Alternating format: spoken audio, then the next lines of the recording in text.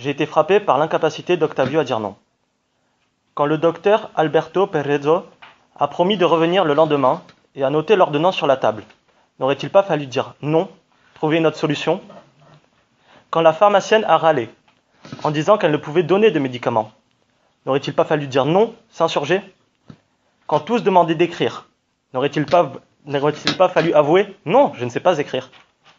Quand l'entaille et le sang au creux du poignet tachaient les linges rouges, n'aurait-il pas fallu dire « Non, ça suffit ».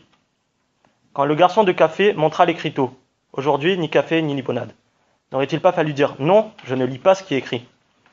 Quand Venezuela proposa un café chez elle, n'aurait-il pas fallu articuler « Non » au lieu de faire ce geste empreint à la fois de gratitude et de refus?